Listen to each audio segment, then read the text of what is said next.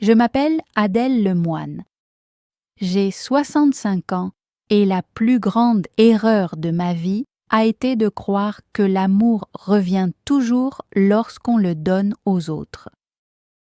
Pendant la majeure partie de mon existence, je me suis considérée comme une femme chanceuse. J'avais un mari aimant nommé Philippe. Nous avons été mariés pendant 40 ans. Nous n'étions pas riches, mais nous avions tout ce dont nous avions besoin. Philippe travaillait comme électricien et moi, je travaillais à temps partiel dans une bibliothèque locale. Ensemble, nous avons construit une vie simple mais confortable dans une petite ville près de Paris. Notre maison n'était pas luxueuse. La peinture du porche s'écaillait et les placards de la cuisine étaient plus vieux que notre fils. Pourtant, chaque recoin de cette maison était rempli de souvenirs. C'est là que Lionel a fait ses premiers pas. C'est là que Philippe et moi avons célébré des anniversaires, des fêtes de mariage et d'innombrables repas de famille. Pour moi, ce n'était pas seulement une maison, c'était notre foyer. Puis, il y a 3 ans, tout a changé. Philippe a été victime d'une crise cardiaque soudaine. Un instant, il était assis dans son fauteuil préféré à regarder un match de baseball. L'instant d'après, il n'était plus là. Comme ça. Sans avertissement, sans adieu. Le silence qui a suivi était insupportable. Pendant des mois, j'ai erré dans la maison comme un fantôme. Chaque pièce me rappelait sa présence. Sa tasse à café était toujours rangée dans le placard. Sa veste préférée était encore suspendue près de la porte d'entrée. Parfois, je me surprenais à tendre l'oreille, espérant entendre ses pas, mais ils ne venaient jamais. La solitude était plus douloureuse que je ne pourrais jamais l'expliquer. Mon fils unique, Lionel, vivait à environ 2 heures de route avec sa femme, Tiphaine, et leurs 2 enfants. Au début, il m'appelait souvent, prenant de mes nouvelles et s'assurant que tout allait bien pour moi. Un week-end, il est venu me rendre visite. Nous étions assis ensemble dans le jardin derrière la maison, là où Philippe avait planté des roses des années auparavant. « Maman, » dit doucement Lionel, « tu ne devrais pas vivre ici toute seule. » Je regardais les fleurs. « Je m'en suis sortie jusqu'à présent. »« Tu n'es pas obligé d'affronter tout ça seul, » répondit-il. « Viens vivre avec nous. » Je le regardais avec surprise. « Avec toi et Tiphaine ?»« Bien sûr, » dit-il. Les enfants seraient ravis d'avoir leur grand-mère avec eux. Pour la première fois depuis des mois, je ressentis une petite étincelle de bonheur. L'idée d'entendre les rires de mes petits-enfants chaque jour me semblait merveilleuse. Quelques jours plus tard, Tiphaine m'appela elle-même. « Adèle, nous serions ravis de t'accueillir chez nous, » dit-elle chaleureusement. « Tu fais partie de la famille. » Sa gentillesse me toucha profondément. Je croyais sincèrement qu'elle le pensait. Au cours des mois suivants, Lionel et Tiphaine me convainquirent que venir vivre avec eux était la meilleure décision à prendre. « Il n'y a aucune raison pour que tu restes seule dans cette grande maison, » disait Tiphaine. Finalement, j'acceptais. Vendre la maison fut l'une des choses les plus difficiles que j'ai jamais faites. Le jour où j'en remis les clés, je restais assise dans ma voiture et je pleurais. J'avais l'impression de dire adieu à Philippe une seconde fois. La maison se vendit à un bon prix. Après avoir réglé toutes les dépenses, il me restait suffisamment d'argent pour vivre confortablement. Mais Lionel et Tiphaine avaient un rêve. Il voulait acheter une maison plus grande dans un beau quartier avec de meilleures écoles et un jardin plus spacieux. Un soir, Lionel hésita avant de prendre la parole. « Maman, il y a quelque chose que je voudrais te demander. » Je savais déjà ce qui allait suivre. « Si je peux aider, je le ferai, » répondis-je. Son visage s'illumina. Au final, j'ai contribué à hauteur de 180 000 € provenant de la vente de ma maison pour financer l'achat de leur nouvelle demeure. Je n'ai pas hésité une seule seconde. Après tout, c'était mon fils. L'aider me semblait tout à fait naturel. Quelques semaines plus tard, nous avons emménagé ensemble dans la nouvelle maison. Elle était magnifique. La cuisine était moderne et lumineuse. Le jardin était assez grand pour que les enfants puissent jouer au football. Ma chambre se trouvait au premier étage et sa fenêtre donnait sur un petit jardin fleuri. Lorsque je suis arrivée, Tiphaine m'a prise dans ses bras. « Nous sommes tellement heureux que tu sois ici, » dit-elle. Pendant un certain temps, tout semblait parfait. J'aidais les enfants à faire leurs devoirs. Je préparais les repas de famille, je pliais le linge et j'arrosais les plantes. Je faisais de mon mieux pour ne pas être un fardeau. Chaque fois que je remerciais Tiphaine de m'accueillir chez eux, elle me souriait. Elle disait toujours que nous étions une famille, et je la croyais. Mais peu à peu, de petites choses commencèrent à changer. Les sourires de Tiphaine se firent plus rares. Sa voix devint plus froide. Parfois, lorsque j'entrais dans une pièce, les conversations s'interrompaient brusquement. Au début, je me suis dit que je me faisais des idées. Je ne voulais pas créer de problèmes. Je ne voulais pas être la belle-mère difficile. Un soir, environ 6 mois après mon emménagement, je traversais le couloir lorsque j'entendis des voix venant de la cuisine. Tiphaine parlait avec Lionel. Je n'essayais pas d'écouter leur conversation, mais soudain, j'entendis mon prénom. Je m'immobilisai. Tiphaine poussa un profond soupir. « Honnêtement, Lionel, combien de temps va-t-elle encore rester ici ?» Mon cœur s'arrêta presque de battre.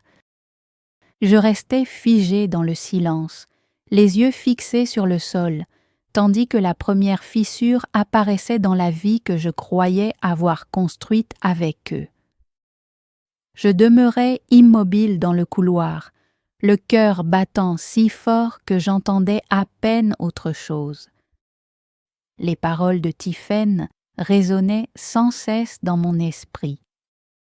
Pendant un instant, je me demandais si je l'avais mal comprise. Peut-être parlait-elle de quelqu'un d'autre. Peut-être y avait-il une explication. Puis j'entendis la voix de Lionel. Il répondit que j'étais sa mère. Ces mots m'apportèrent un bref soulagement, mais celui-ci disparut presque aussitôt. Tiphaine répliqua qu'elle le savait, mais que cette situation n'était pas censée être permanente. Un long silence suivit. Je retournai discrètement dans ma chambre avant qu'il ne puisse me voir. Cette nuit-là, je dormis à peine. Je revis cette conversation encore et encore dans mon esprit. Soudain, chaque sourire que Tiphaine m'avait adressé semblait différent. Chaque parole aimable paraissait désormais soigneusement calculée. Le lendemain matin, j'entrai dans la cuisine et saluai tout le monde comme d'habitude. Tiphaine me sourit. « Bonjour Adèle !» C'était le même sourire qu'elle affichait toujours. Mais désormais je pouvais voir ce qui se cachait derrière. Quelque chose de froid. Quelque chose de faux. À partir de ce jour-là, l'atmosphère dans la maison changea lentement. Au début, les changements étaient subtils. Tiphaine cessa de m'inviter aux sorties familiales. Un samedi matin, je vis tout le monde se préparer à partir. Les enfants étaient enthousiastes. Lionel portait une glacière et Tiphaine rassemblait des collations. Je leur demandais où ils allaient. Tiphaine sembla surprise. Ils allaient simplement passer la journée à Disneyland Paris. Manifestement, cette sortie était prévue depuis plusieurs jours, mais personne ne m'en avait parlé. « Ah !» répondis-je doucement. Tiphaine me lança un rapide « peut-être la prochaine fois » avant de franchir la porte. Ce jour-là, la maison me parut terriblement vide. Je restai seule dans le salon à écouter le tic-tac de l'horloge. Pour la première fois, je me sentis comme une invitée plutôt que comme un membre de la famille. Au fil des semaines, la situation empira. Tiphaine commença à critiquer presque tout ce que je faisais. Si je remplissais le lave-vaisselle, elle réorganisait toute la vaisselle. Si je pliais les serviettes, elle les dépliait pour recommencer elle-même. Si je préparais le dîner, elle trouvait toujours quelque chose à reprocher au repas. Le poulet était trop sec. Les légumes étaient trop cuits. La soupe manquait d'assaisonnement. Rien de ce que je faisais ne semblait jamais assez bien. Au début, je m'excusais. Puis, j'ai simplement cessé de répondre. Un après-midi, j'aidais ma petite fille Emma à réaliser un projet scolaire. Nous rions ensemble en fabriquant une maquette du système solaire. Tiphaine entra dans la pièce et fronça les sourcils. Elle demanda à Emma si elle n'avait pas son cours de piano. Emma parut déçue et répondit que nous avions presque terminé. Mais Tiphaine insista. La petite fille se leva lentement et quitta la pièce. Dès qu'Emma fut partie, Tiphaine se tourna vers moi. Elle me reprocha de vouloir intervenir dans tout. Je la regardais avec surprise et lui expliquai que je faisais seulement de mon mieux pour aider. Elle répondit qu'elle savait très bien ce que je faisais. Son ton était froid et tranchant. Cette accusation me blessa bien plus que je ne voulais l'admettre. Aider mes petits-enfants était devenu l'une des rares choses qui m'apportaient encore de la joie. Désormais, même cela semblait ne plus être le bienvenu. Les enfants passaient de moins en moins de temps avec moi. Ce n'était pas parce qu'ils le souhaitaient, mais parce que Tiphaine trouvait toujours une raison de les occuper ailleurs. Je le remarquais. Eux aussi le remarquaient. Pourtant, personne ne disait rien. Pas même Lionel. C'était ce qui me faisait le plus mal. Mon fils voyait bien la tension grandir dans la maison, mais il ne posait jamais de questions. Chaque fois que Tiphaine se plaignait, il se contentait d'acquiescer. Chaque fois que j'essayais d'expliquer mon point de vue, il changeait de sujet. Pour lui, il était plus facile d'éviter les conflits que d'affronter la vérité. Un après-midi pluvieux, je décidai de préparer des cookies aux pépites de chocolat. La recette venait de ma mère. Quand Lionel était enfant, il adorait ses biscuits. Chaque fois qu'il traversait une mauvaise période, je lui en préparais une fournée toute fraîche. L'odeur envahit rapidement la cuisine et, pendant quelques minutes, je retrouvais un peu de bonheur. Je déposais les cookies sur une grille pour qu'ils refroidissent, puis je montais à l'étage chercher une boîte pour les ranger. Lorsque je revins, le plateau avait disparu. Surprise, je regardais autour de moi dans la cuisine. Puis, mon regard se posa sur la poubelle. Mon cœur se serra. Les cookies étaient à l'intérieur. Tous les cookies. Chaque dernier biscuit avait été jeté. Tiphaine essuyait tranquillement le plan de travail. Je lui demandais doucement ce qui s'était passé. Elle ne semblait même pas gênée. Selon elle, il n'y avait pas besoin d'autant de sucre dans la maison. Je regardais la poubelle avec incrédulité et lui rappelais que les enfants adoraient ces cookies. Tiphaine haussa simplement les épaules. Elle répondit que personne n'en voulait. Ces mots me frappèrent comme un coup de couteau. Personne n'en veut. Je ne savais plus vraiment si elle parlait encore des cookies. Cette nuit-là, je restais seule dans ma chambre et pleurais silencieusement contre mon oreiller. Je ne m'étais jamais sentie aussi indésirable. Même après la mort de Philippe, je n'avais pas ressenti une telle douleur. À cette époque, au moins, je savais que j'avais été aimée. Désormais, je n'en étais plus certaine. Quelques semaines plus tard, j'entendis accidentellement une autre conversation. Cette fois, Tiphaine parlait au téléphone. Je passais devant la cuisine lorsque ses paroles me glacèrent instantanément le sang. Elle eut un léger rire avant de déclarer que, honnêtement, une fois que je serais partie, toute la maison leur appartiendrait enfin. Mon sang se glaça instantanément. Partie? Que voulait-elle dire exactement par là? Debout dans le silence, je réalisais soudain quelque chose de terrifiant. Tiphaine ne se contentait pas de ne pas m'apprécier. Elle voulait m'effacer complètement de sa vie. Et, au plus profond de moi, je commençais à craindre que mon propre fils la laisse faire.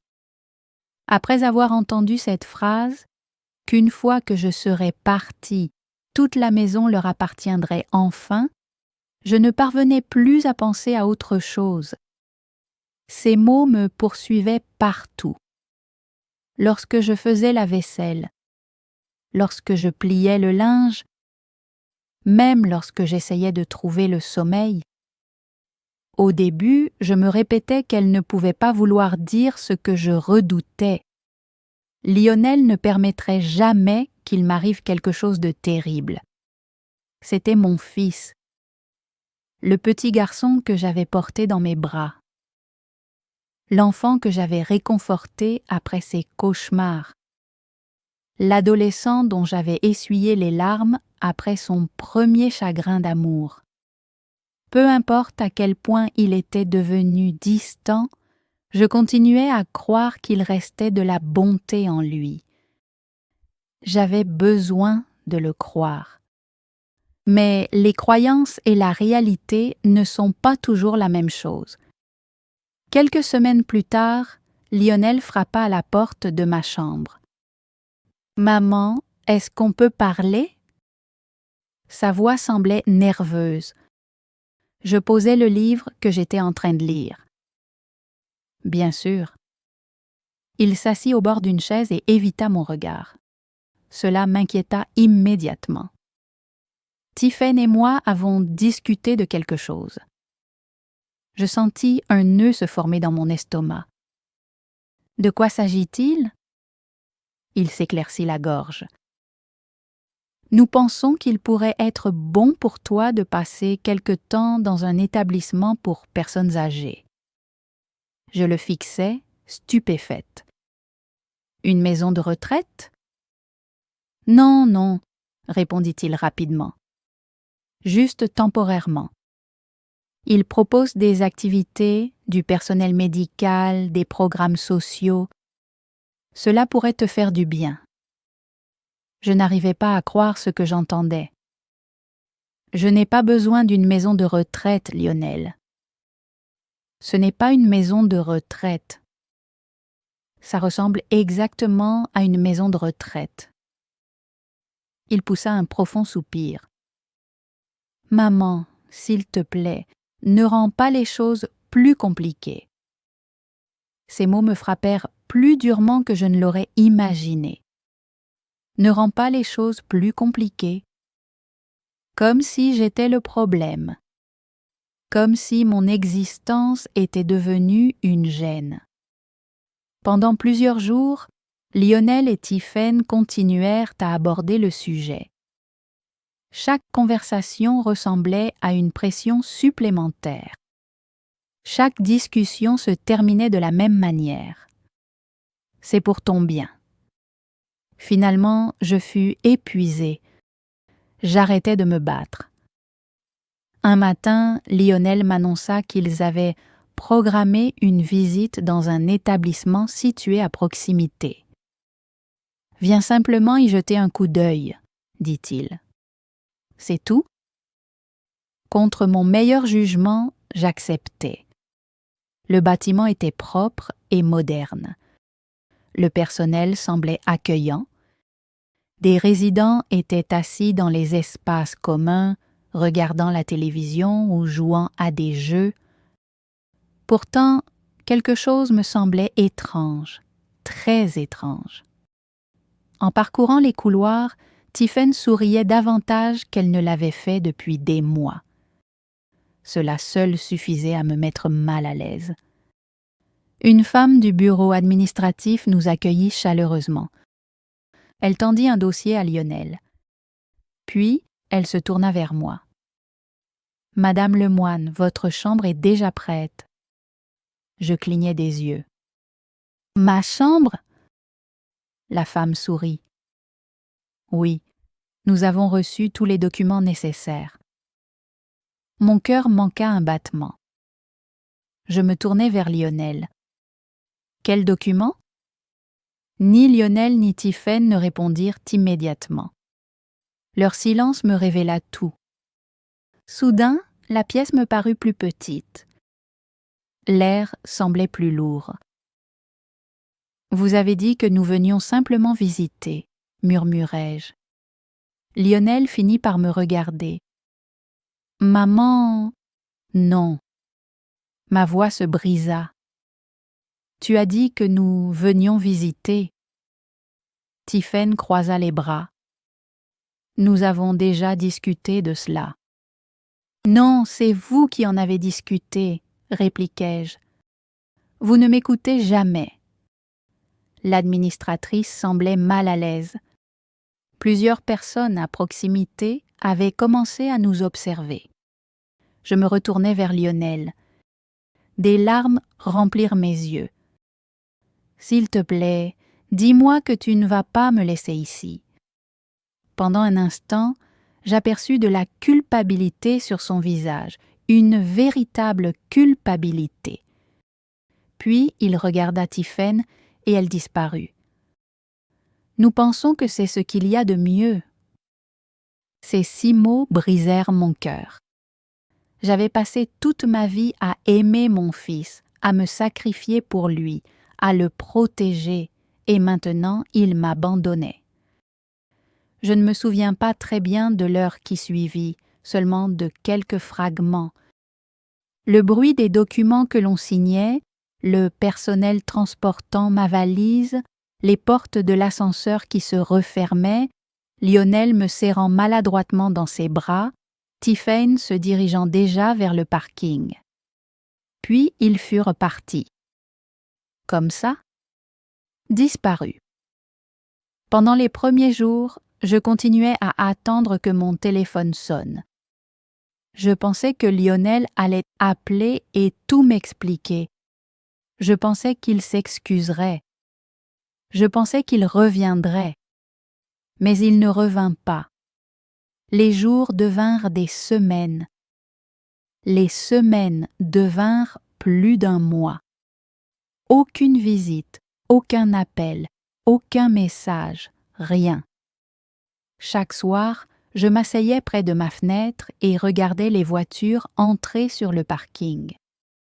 Chaque fois que des phares apparaissaient, mon cœur se remplissait d'espoir. Et chaque fois, la déception suivait.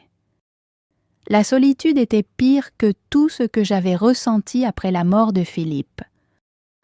Au moins, la mort n'avait pas été un choix. Ceci en était un. Un après-midi pluvieux, environ 6 semaines après mon arrivée, une employée frappa à ma porte. « Madame Lemoine ?» Je levai les yeux de mon fauteuil. « Oui. »« Quelqu'un est venu vous voir. » Mon cœur s'emballa immédiatement. « Lionel ?» La femme secoua la tête. « Non, un monsieur. » Intriguée, je la suivis jusqu'à une salle de réunion privée. Un homme en costume sombre se leva lorsque j'entrai. Il semblait avoir une 60aine d'années, avec une allure professionnelle, sérieuse et totalement inconnue. « Madame Lemoine » dit-il avec bienveillance. « Je m'appelle Daniel Fontaine. » Je m'assis lentement. « Je suis désolé, mais est-ce que je vous connais ?»« Non, » répondit-il. « Mais j'ai connu votre mari. » À la simple mention de Philippe, ma poitrine se serra. L'avocat ouvrit une mallette en cuir et en sortit soigneusement plusieurs documents. Puis il prononça une phrase qui allait tout changer. « Avant son décès, votre mari m'a donné pour instruction de vous contacter si certaines circonstances venaient à se produire. » Je le regardais déconcerté. « Quelles circonstances ?» Monsieur Fontaine plongea son regard dans le mien. « Si votre famille vous abandonnait un jour. » Un frisson parcourut ma colonne vertébrale, et je réalisai soudain que Philippe avait vu quelque chose bien avant moi. Je restai figé sur ma chaise. La pluie frappait doucement la fenêtre tandis que les paroles de Daniel Fontaine résonnaient dans mon esprit. Si votre famille vous abandonnait un jour.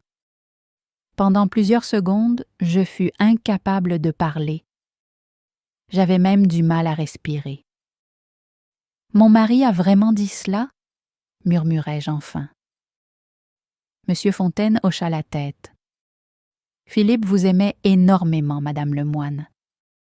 Il voulait s'assurer que vous seriez toujours protégée. » Des larmes remplirent mes yeux. Même après toutes ces années, Philippe continuait à prendre soin de moi. D'une certaine manière, il l'avait toujours fait. L'avocat ouvrit le dossier posé devant lui. Plusieurs années avant son décès, votre mari a créé un fonds fiduciaire. Je fronçai les sourcils. Un fonds fiduciaire ? Oui. Il fit glisser un document sur la table. Ce fonds contient actuellement environ 1 million d'euros. Je fixai le chiffre. J'étais certaine d'avoir mal entendu. 1 million d'euros ? Philippe et moi n'avions jamais vécu dans le luxe. Nous conduisions des voitures d'occasion. Nous partions rarement en vacances. Nous économisions chaque euro que nous pouvions. Apparemment, Philippe avait épargné bien davantage que je ne l'avais jamais imaginé. « Je ne comprends pas, » dis-je. « Il a investi avec prudence pendant des décennies, » expliqua M. Fontaine. « Mais surtout, il a laissé des instructions très précises. » Mon cœur se mit à battre plus vite. « Quelles instructions ?» L'avocat ajusta ses lunettes. « Ce fonds vous appartient entièrement. » Je me sentis submergée. « Mais ce n'est pas tout. » Il indiqua une autre page. « Votre fils ne pourra accéder à aucune partie de l'héritage à moins que vous ne décidiez de lui en accorder l'accès. » Pour la première fois depuis des mois, je ressentis autre chose que de la tristesse. Ce n'était ni du bonheur ni un désir de revanche. C'était de la force. Le genre de force qui naît lorsque l'on comprend que son avenir n'est plus contrôlé par ceux qui nous ont blessés. Au cours des semaines suivantes, M. Fontaine m'aida à comprendre tous les détails. Je n'avais plus besoin de rester dans l'établissement, à moins de le souhaiter. Je pouvais louer un appartement, acheter une maison, voyager ou construire une vie entièrement nouvelle. Pour la première fois depuis la mort de Philippe, je retrouvais l'espoir. Puis quelque chose se produisit qui ne surprit absolument personne. Lionel appela. Après presque 2 mois de silence, sa voix semblait inhabituellement joyeuse. « Bonjour, maman. » J'eus presque envie de rire. Cette affection soudaine paraissait terriblement évidente. Quelques jours plus tard, Lionel et Tiphaine arrivèrent tous les deux à l'établissement. Tiphaine apportait des fleurs. Lionel tenait une boîte de chocolat. Leur mise en scène était presque impressionnante. « Maman, tu nous as tellement manqué, » dit Lionel. « Manqué ?» Ces mots me semblaient creux. Tiphaine s'assit à côté de moi et me prit la main. Nous nous sentons vraiment mal à propos de tout ce qui s'est passé. Je la regardais calmement. C'était la même femme qui avait jeté mes biscuits, la même femme qui m'avait peu à peu écarté de ma propre famille. Et maintenant, elle voulait de la compassion. Intéressant. Pendant plusieurs minutes, ils présentèrent leurs excuses. Ils accusèrent le stress, les emplois du temps chargés, les malentendus, tout sauf eux-mêmes. Finalement, je posai une question toute simple. Où était tout cet amour lorsque je passais mes soirées seule à attendre un appel téléphonique? Aucun des deux ne répondit. Le silence était assourdissant. Je regardais mon fils. Ses yeux se baissèrent vers le sol. Pour la première fois, il semblait incapable d'échapper à la vérité.